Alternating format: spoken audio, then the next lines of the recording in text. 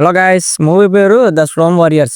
దీన్ని సినిమా అనాలా లేదా 2 అవర్స్ వీడియో గేమ్ అనాలా నాకు ఇంకా డౌట్ గానే ఉంది. అసలు స్టోరీ ఏంటి, ఎందుకు చూడాలి, ఎందుకు చూడకూడదు అనేది ఒక వీడియోలో ఫాస్ట్ గా చెప్పేస్తా వినండి. స్టోరీ విషయానికి వస్తే ఒక పెద్ద విలన్ ఉంటాడు, పేరు లార్డ్ గాడ్లెస్.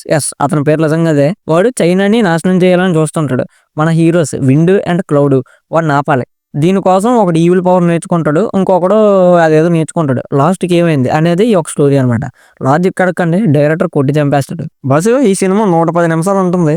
అందులో 90 నిమిషాలు స్లో మోషన్. హీరో కత్తెత్తడం స్లో మోషన్, విలన్ నవ్వడం స్లో మోషన్, గాలి వేస్తుంది అది కూడా slow motion. Fast forward button లేకపోతే మాత్రం మీరు నిద్రపోవడం పక్క. సినిమా అంతా బ్లూ స్క్రీన్ మీద తీసారు. రియల్ లొకేషన్స్ జీరో, బ్యాక్గ్రౌండ్స్ అంతా గ్రాఫిక్సే. కొన్ని సీన్స్ అయితే పబ్జి గేమ్ గ్రాఫిక్స్ లో ఉన్నట్టుంది. 2009 లో అదే పెద్ద గ్రాఫిక్స్. మరి ఇంకా యాక్టింగ్ విషయానికి వస్తే హీరోస్ ఇద్దరు ఎమోషన్స్ పలికించరు, జస్ట్ పోజులు ఇస్తారు అంతే. జుట్టు ఎగురుతుంది, బట్టలు ఎగురుతాయి, ఫేస్ మాత్రం రాయిలాగా అలాగే ఉంటుంది. డైలాగులు తక్కువ, గోల్ ఎక్కువ. అయితే ఇందులో కొన్ని పాజిటివ్లు కూడా ఉన్నాయి. అది యాక్షన్ కోరియోగ్రఫీ. స్టోరీ పక్కన పెడితే ఫైట్స్ యానిమీ స్టైల్లో బాగుంటాయి. Powers, swat slashes and destructive visuals అన్ని మైండ్ ఆఫ్ చేసి చూస్తే ఒక విజువల్ ట్రీట్ లో బాగానే ఉంటుంది.